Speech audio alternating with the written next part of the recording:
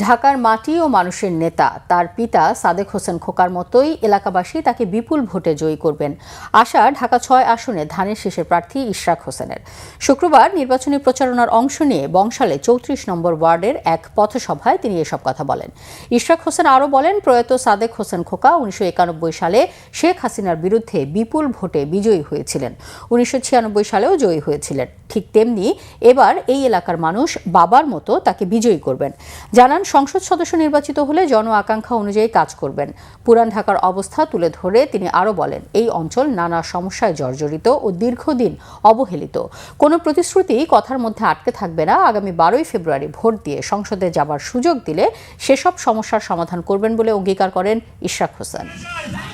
আমার বাবা মরহুম সাদেক হোসেন খোকা তৎকালীন আওয়ামী লীগের সভানেত্রী শেখ হাসিনাকে বিপুল ভোটে পরাজিত করেছিল।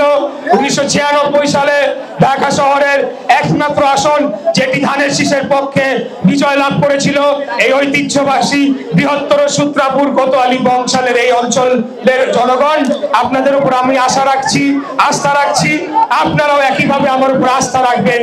আমি কথা দিয়ে যাচ্ছি, আমরা যে সকল প্রতিশ্রুতি দিয়েছি এগুলো শুধু কথার মধ্যে সীমিত থাকবে না, আমরা অবশ্যই এগুলোকে বাস্তবায়ন করার জন্য সর্বাত্মকভাবে আপনাদেরকে পাশে নিয়ে আমরা কাজ করে যাবো ইনশাআল্লাহ।